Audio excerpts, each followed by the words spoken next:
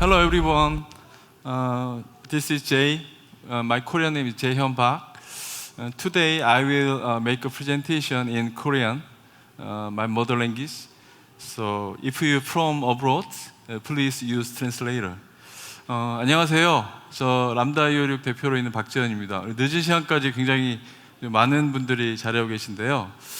참고로 외국에서 오신 분들이 계셔서 람다 256은 잘 알고 계시겠지만 업비트를 운영하고 있는 국내 이제 몇 안 되는 핀테크 유니콘 회사의 자회사입니다.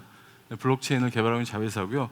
오늘 제가 설명드릴 좀 내용은 앞에서 굉장히 이제 블록체인의 뭐 미래나 뭐 이런 밝은 장밋빛에 대한 얘기를 많이 들으셨을 텐데 실제 그런 장밋빛을 만들기 위한 블록체인 테크놀로지를 쓸 때 지금 안고 있는 여러 문제점과 그 문제점들로 람다에서 어떻게 해결하고 있고 어떻게 일들을 하고 있는지 좀 설명을 좀 드리도록 하겠습니다. 먼저 시간이 한 20분밖에 없어서 좀 짧게 좀 설명을 드리도록 하겠습니다. 일단 뭐 다들 이렇게 뭐 얘기하시는 부분처럼 뎁의 시장이 굉장히 이렇게 성장을 하고 있는 건 사실입니다. 저희가 조사를 해보면 18년도 1월 달에 한 70개 정도에 불과했던 뎁들이 12월 31일 날 한 1423개로 증가를 했고요. 그거를 트랜잭션 볼륨으로 좀 환산을 해보면 한 150억 정도 볼륨이 실제 한 6.7조, 한 400배 이상 성장을 했습니다. 그 중에 이제 덱스 거래를 빼고 나면 실제 뎁에서 사용된 트랜잭션 볼륨이 한 4조 원 정도의 규모를 이루는데요. 이 금액은 실제 이제 09년도 앱스토어의 초기 마켓플레이스 시장이라고 보시면 될 것 같습니다. 그래서 요 관련된 이제 뎁의 그 출시된 뎁들의 좀 사이클을 보면 전체 검은색 곡선이 누적된 뎁 곡선이에요. 그리고 이제 보라색이 뎁에 이제 출시된 게임 뎁.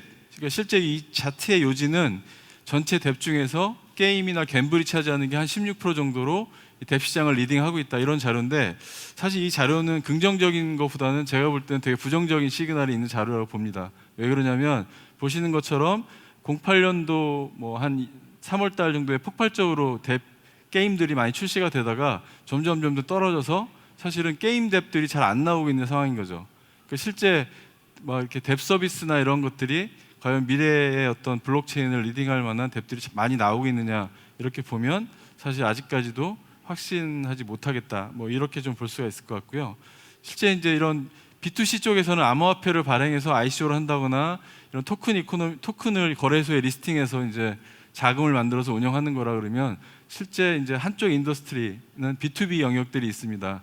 사실 저희는 B2B 시장들 많이 보고 있는데요.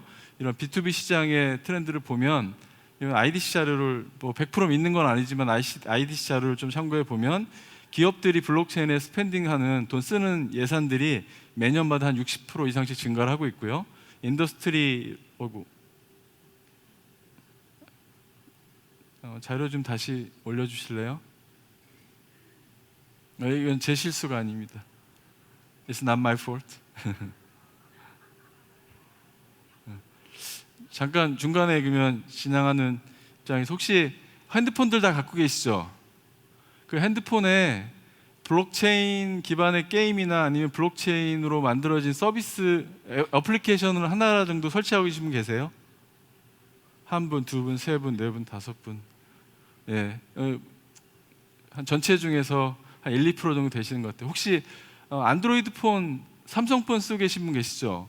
삼성폰 정도 우리나라에서는 좀 많이 쓰니까 삼성폰 쓰시는 분 중에서 삼성의 키스토어 어플리케이션을 액티베이션에 쓰고 계신 분 계세요?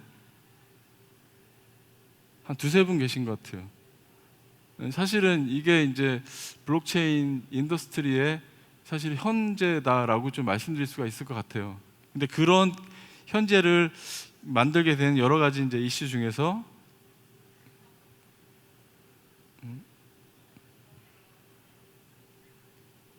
예. 그리고 또 하나 이제 저희가 보는 트렌드 중에 하나는 이 B2B 마켓플레이스 중에서 회사들이 이제 컨소시엄을 이뤄서 비즈니스를 하는 패턴들이 굉장히 많이 활발해지고 있다라는 것이고요. 이 자료에서 보시는 것처럼 이미 35%가 이제 컨소시엄을 이뤄서 비즈니스를 하고 있고 실제 1년 이내에 컨소시엄을 구성해서 하겠다라고 하는 회사들이 나머지 주를 이루고 실제 한 10%를 제외하면 대부분의 회사들이 컨소시엄을 이뤄서 본인들의 BM을 블록체인을 가지고 이제 확장해 나가고 있는데, 대표적인 게 이제 뭐 리브라라든지 또는 이제 오늘 아마 설명도 많이 들었던 야놀자에서 하는 트래블 얼라이언스, 이런 밀크 같은 게 있어요. 밀크는 이제 저희 루니버스에서 같이 하고 있는 프로젝트고요. 이런 것들이 좀 트렌드라고 볼 수가 있습니다. 그런데 실제 이런 대비라든지 B2B 이 에리어에서 이 블록체인을 쓰려고 하면, 블록체인이 앞에 뭐 디파이나 여태껏 나왔던 많은 장밋빛 얘기들이 있는데, 일단 그러려면 블록체인을 기술로서 써서 내가 원하는 것들을 만들어야 됩니다. 개발을 해야 돼요. 근데 그런 과정에서 굉장히 많은 허들이 존재하고 있는 게 사실이고, 그 허들 때문에 사실 완성도 높은 서비스를 못 만들어내고 있는 것도 현실입니다. 그런 것들이 문제가 뭐가 있고, 그런 문제들을 어떻게 이제 루니버스에서 풀고 있는지 좀 설명을 좀 드리도록 하겠습니다. 먼저 현재 블록체인을 그냥 가지고 뭐 디파이부터 시작해서 여러 가지 것들을 쓰려고 하면 앞에 뒤에서 설명드린 이런 문제들을 풀어야 됩니다. 첫 번째는 뭐냐면, 엔드 유저 입장에서 보면 뭐 프라이빗 키 매니지먼트를 한다거나, 사실 UX, UI가 되게 후져요. 이게 사실 기존에 있는 앱보다 기본적으로 사용성이 기본적으로 떨어지기 때문에 이 앱을 사용해야 될 기본적인 장벽이 굉장히 높아서 굉장히 어렵습니다. 참고로 지금 이제 계속적으로 얘기되는 것들이지만, 게임을 하나 하려고 할 때마다 블록체인 뭐 지갑을 깔고 나서 토큰을 사기 위해서 거래소에 또 가입을 해야 되고, 이런 반복적인 문제들이 굉장히 많기 때문에 사용자가 블록체인 서비스를 딱 쓰는 순간 사실은 굉장히 페인 포인트가 많은 게 현실이고요.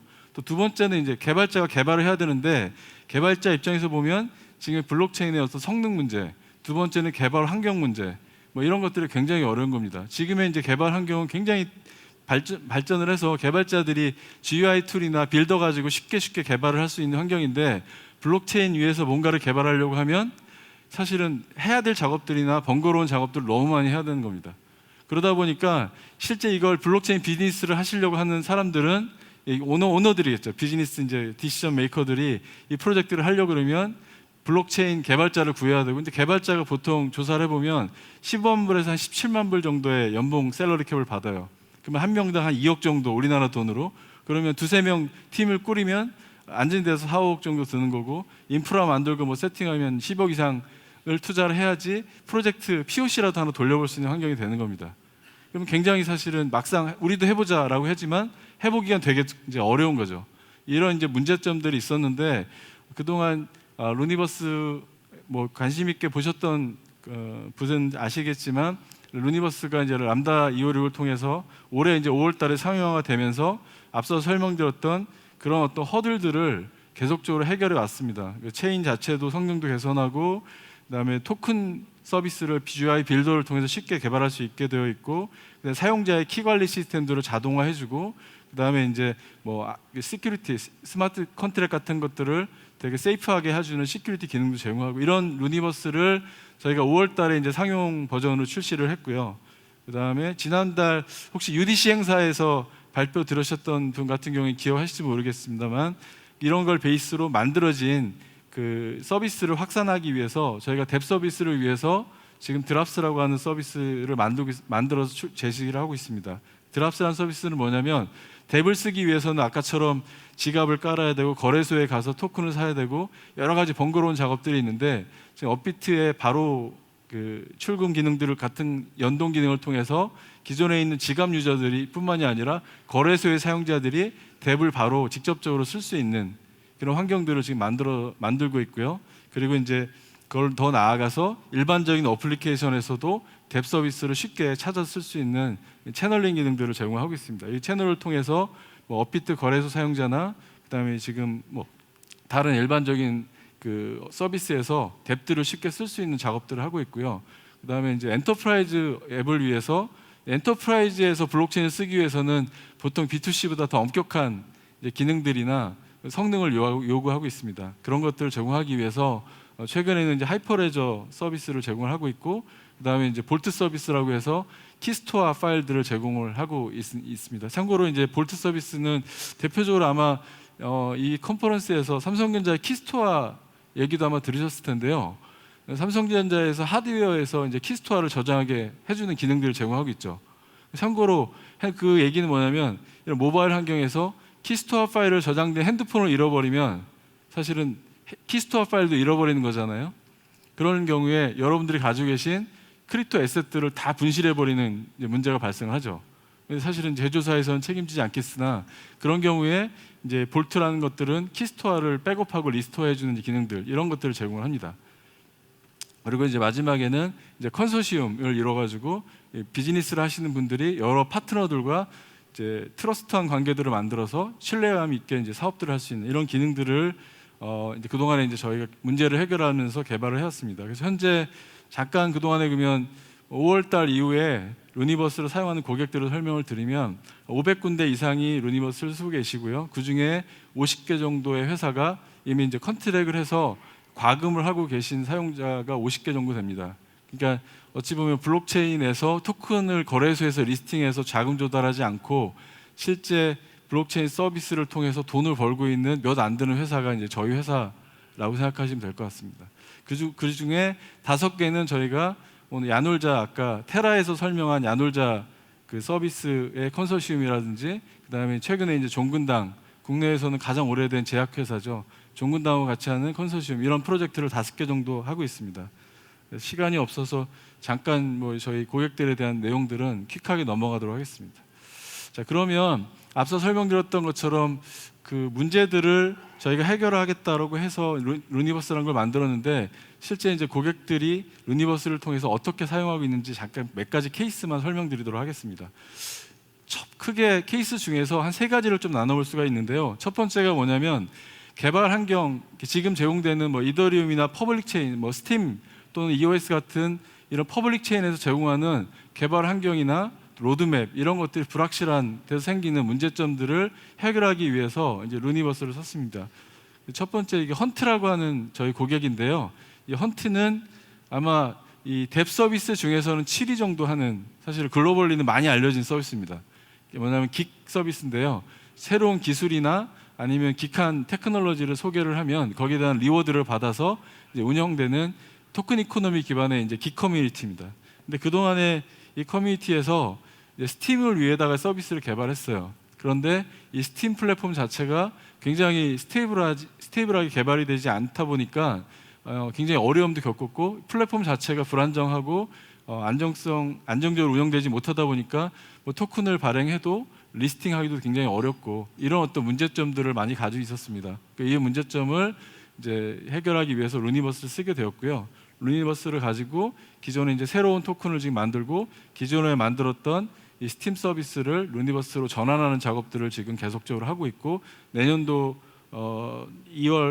2월까지 기존에 있는 서비스와 신규 서비스를 전부 다 루니버스로 전환하는 계획을 가지고 작업들을 하고 있습니다. 이 케이스는 아까 말씀드린 것처럼 안정적으로 이제 플랫폼을 개발하고 사업을 하기 위한 부분에서 이제 루니버스를 쓰게 됐던 것이고요. 이제 두 번째는 이제 뭐냐면 이제 사용성을 개선하고 두 번째는 BM을 만드는 부분에 루니버스가 기존의 것보다 훨씬 더 좋은 어떤 기회를 제공하는데요. 대표적으로 아마 요 전에 핀테크 세션에서 스테이블 코인 얘기도 좀 들으셨는데 루피아 토큰이라고 해서 이제 인도네시아의 IDRT라는 회사와 같이 루피아와 패깅된 스테이블 코인을 지금 개발을 하고 있습니다. 그 사례를 좀 설명을 드리도록 하겠습니다. 먼저 잘 아시겠지만 인도네시아는 세계 4위 정도의 시장 규모를 갖고 있는 사실 회사입니다. 그런데 이제 비즈니스 찬스가 굉장히 많은 거는 젊은 사람들이 굉장히 많고 이분들이 전부 다 모바일 환경에 굉장히 익숙해져 있어요. 그래서 메신저라든지 모바일 페이먼트에 굉장히 익숙한 곳입니다. 그래서 사실은 비즈니스를 보면 우리나라보다 굉장히 많은 비즈니스 찬스를 가고 있고 리걸리 제약도 우리나라도 훨씬 더 유연합니다. 그래서 이제 많은 뭐 리브라부터 시작해서 많은 블록체인 회사들이나 이런 곳에서 인도네시아를 테스트베드로 많이 하고 있는데 그 중에 이제 보면 은행의 혜택을 받지 못하는 인구가 한 65% 정도 되는 상황이고요. 이런 문제를 해결하기 위해서 그러니까 제도권에 있는 은행 서비스를 이용하지 못하는 65%의 사용자를 위해서 루피아하고 1대1로 패깅되어 있는 루피아 스테이블 코인을 IDRT라는 곳에서 만들었습니다. 이건 피앗 완전 우리나라 지역 카페 같은 거하고 똑같다고 생각하시면 될 것 같고요. 만들어서 이제 만드는 과정의 첫 번째로 이제 이더리움 체인을 썼어요. 그래서 은행에다가 루피아라고 하는 피앗을 맡기면 똑같은 피앗에 해당되는 스테이블 코인을 발행해 주는 이제 서비스를 개발했는데 실질적으로 이제 운영되는 걸 보면 사용자가 루피아를 은행에 맡기면 은행에 맡긴 그 금액을 확인해서 똑같은 양의 루피아 스테이블 코인을 주는 거죠. 주고 나면 이 코인을 가지고 내부 인도네시아에서 뭐 송금을 한다거나 여러 가지 방법으로 쓸 수 있게 해주는 서비스를 만들었는데 실제 이제 이더리움을 만들어서 쓰다 보니까 어떤 문제가 있었냐면 이제 첫 번째 성능 문제가 도달한 겁니다. 그냥 송금을 한번 하고 나는데 실제 이제 컨펌 타임이 길다 보니까 뭐 몇십 초씩 기다려야 되고 뭐 이렇게 해서는 사실 송금하기가 굉장히 어려워지는 상황이 되는 거죠. 두 번째는 이제 가스비라든지 사용자가 송금을 할 때마다 뭐 가스비를 태운다든지 이런 어떤 여러 가지 이제 어려움들이 많이 존재하게 됐었고요. 세 번째는 이제 송금을 하게 되면 내가 송금한 내역을 사실은 프라이버시를 보장을 받고 싶어 합니다. 모든 사람한테 내가 누구한테 송금했는지를 다 공개하기는 싫거든요. 뭐 이런 어떤 문제들. 네 번째는 뭐니 해도 이게 사업을 하기 위해서 이제 비즈니스를 하는 건데 이더리움이나 이런 체인을 사용하면서 가스비라든지 이런 비용을 내다 보니까 이 사업을 운영하는 주체인 IDRT에서는 사실 수익 모델을 만들어내기가 되게 어려웠던 것입니다. 그래서 이 기존에 있는 이더리움 체인 외에 루니버스 위에 스테이블 코인을 발행을 하고 이 스테이블 코인은 이더리움과 달리 가스비 같은 것들이 없습니다. 그래서 실제 가스비가 없이 송금 비용을 BM으로 만들어서 이 송금 비용 자체를 수수료로 운영할 수 있는 BM을 만들었고 성능 자체도 2000 TPS 이상의 시간들을 가지고 효율적으로 이제 사업들을 하고 있습니다. 이래서 이제 루니버스를 쓰게 됐었고요. 이런 스테이블 코인을 가지고 뭐 서프라이 체인이나 뭐 스마트 인슈어런스나 여러 가지 디파이 아까 세션에서 들으셨던 뭐 디파이의 기본적인 통화로 쓴다거나 이런 사업들을 계속적으로 확장해 나가고 있습니다. 자, 그리고 세 번째 이제 케이스 중에서는 이제 이런 사실 블록체인은 신뢰의 머신이라는 얘기 많이 하셨죠. 앞에 연사들이 보면 뭐 신뢰가 어떻고 굉장히 이런 얘기 많이 하잖아요. 근데 실제 이제 비즈니스로 돌아오면 그 신뢰라는 것을 써먹을 수 있는 곳이 가장 뭐가 있겠느냐. 기업들 입장에서 보면 서로 믿을 수 없는 회사들 간에 믿을 수 있는 관계를 시스템틱하게 만들어서 사업하는 게 가장 사실은 현명한 방법입니다. 그래서 그동안에 이제 이런 트러스트가 부족한 협업 관계를 통해서 컨소시엄을 만드는 비즈니스 케이스를 이제 고객들이 많이 저한테 요청을 하셨고요. 그 중에 이제 아마 종근당은 국내에서 가장 오래된 제약회사이기 때문에 잘 아실 것 같습니다. 종근당에서 이걸 썼는데 문제가 뭐였냐면 종근당이 갖고 있는 로열티 프로그램을 레버리지해서 효율적으로 하려고 그러는데 기존에 있는 로열티 프로그램이 사용자 입장에서 보면 사실 이제 쓸 데가 많아야 되잖아요, 용도처가. 근데 용처가 많아야 되는데 사실 포인트 자체를 쓰기도 되게 한정적이고 두 번째는 프로그램 자체가 다 이렇게 파편화되어 있다 보니까 일관돼서 다 통합해서 쓰기가 굉장히 어려운 상황이고 또 비즈니스 하는 입장에서 보면 뭔가 포인트를 제휴하려고 해도 제휴된 회사들의 또 통합이 어려움 그리고 뭐니 해도 저 회사랑 나랑 사실 트러스트 관계를 만들기가 되게 어려운 거예요. 왜냐하면 제가 나보다 더 싼 것 같은데 제가 너보다 더 비싼 것 같은데 이런 어떤 합의점을 도달하기 되게 어려운 것들이죠. 그래서 이런 비즈니스 문제를 풀기 위해서 이제 블록체인을 사용하게 됐고요. 블록체인을 사용해서 사실은 이제 컨소시엄을 믿을 수 없거나 이종의 업체들 간의 컨소시엄을 만들고 이 컨소시엄 업체들이 만든 포인트를 이제 스마트 컨트롤을 이용해서 수요 공급에 의해서 자동으로 가격이 결정되는 시스템을 만들고 그다음에 같이 만들어진 고객의 데이터를 획득을 해서 이제 비즈니스를 하는 이런 컨소시엄들을 만들어서 현재 이제 사업을 하고 있습니다. 실제 이제 예를 들어 보면 이렇게 뭐 예를 들면 이제 아기를 둘 가진 38살의 사용자가 종근당에 와서 영양제 같은 걸 구입을 하게 되면 뭔가 포인트를 획득을 하겠죠. 그러면 이 컨소시엄에 들어 있는 뭐 피트니스 센터에 가서 뭐 이 포인트를 사용할 수도 있고 또는 피트니스 센터에서 또 획득한 포인트를 가지고 뭐 이렇게 뭐 건강 검진을 한다거나 아니면 이제 그 건강과 관련된 쪽에서 물건을 사서 선물을 한다거나 결국은 이런 어떤 에코시스템들을 다 컨소시엄에 들어있는 업체들 간에 이제 포인트를 쉐어하고 비즈니스를 트러스트한 관계에서 쉐어할 수 있게 만들어서 이 사업을 하고 있습니다. 실제 이제 장점은 당연히 이 컨소시엄이 커질수록 굉장히 사실은 네트워크 파워가 굉장히 커지는 이런 효과들이 굉장히 볼 수가 있게 됩니다.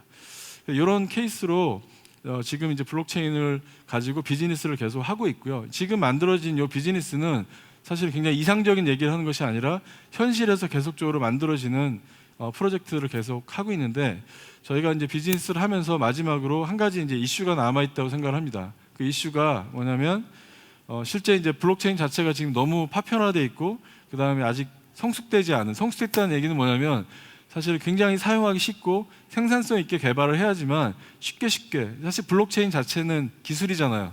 툴이거든요. 거창하게 생각하면 이게 뭐 굉장히 뭐 세상을 바꾸는 툴이고 그 툴을 이용해서 세상을 바꾸려면 그 툴이 굉장히 생산적으로 쓸 수 있고 성숙된 기술과 그다음에 이제 뭔가 프래그멘트 된 게 아니라 스탠다드가 만들어져야 되는 상황인데 지금은 스탠다드도 없는 상황이기도 합니다. 그러다 보니까 실제 우후죽순처럼 많은 곳에서 스스로 만들어진 체인이 더 좋다라고 얘기를 하지만 실제 다른 임플리멘테이션과 다른 데이터 포맷, 다른 어떤 그 수단들을 통해서 만들다 보니까 이 위에서 서비스를 만드는 사실은 이제 서비스를 만들어야 되는 입장에서는 사실은 체인 하나하나 사용하기가 굉장히 어려운 상황이고 이 문제가 해결되지 않고서는 블록체인이 대중화되고 사실은 이제 생산성 있게 쓸 수 있는 환경이 되지 못한다라는 것이 저희가 보고 있는 시각이고요. 지금 그래서 저희는 이 다음 그 버전에 이제 타겟팅하는 것들이 이런 서로 다른 체인들하고 무관하게 내가 블록체인을 표준화된 방법으로 개발을 하면 어떤 체인을 쓰든지 상관없이 뭐 이더리움을 쓰든 EOS를 쓰든 어떤 체인을 쓰든 상관없이 블록체인 서비스를 개발하고 운영할 수 있는 환경들을 제공하는 이런 쪽에 포커스 맞춰서 현재 지금 이제 진행들을 좀 하고 있습니다. 자, 지금까지 제가 짧은 한 20분 정도 시간 동안 설명을 드린 것들은 요약해 보면 사실 이제 블록체인 자체가 굉장히 많은 가능성과 많은 찬스를 주는 건 사실입니다. 하지만 현재 블록체인 기술이 갖고 있는 여러 가지 허들이나 비성숙된 부분들, 파편화된 부분들로 인해서 실제 막상 블록체인을 써서 뭐 뎁 서비스를 개발하거나 또는 이제 비즈니스에 적용하려고 하는 입장에서는 많은 허들을 가진 게 사실이고요. 그 허들을 넘지 못한다면 사실 블록체인이 앞서 많은 연사들이 얘기한 것처럼 이상적인 어떤 인더스트리를 만들고 세상을 디스트럭티브 하는 것은 사실 굉장히 어려울 수 있다라고 생각을 하고 있습니다. 이걸 해결하는 방법은 좀 더 냉정하게 기술들을 표준화를 만들어내고 기업들이 쉽게 쓰고 편하게 쓸 수 있는 환경들을 만들어내는 거라고 생각하고 있고요. 그런 측면에서 이제 람다 256은 루니버스라고 하는 바스 블록체인을 아마존 클라우드처럼 클라우드 서비스화해서 일반 사용자들이나 이 개발자들이 손쉽게 사용해서 블록체인을 쓰게 만드는 환경을 만들고 꾸준히 제공하고자 하고 있습니다. 발표 시간이 짧아서 아쉽게도 더 많은 얘기 드리고 싶지만 다른 기회 통해서 많이 좀 설명을 드리도록 하고요. 끝까지 경청해 주셔서 감사합니다. 감사합니다.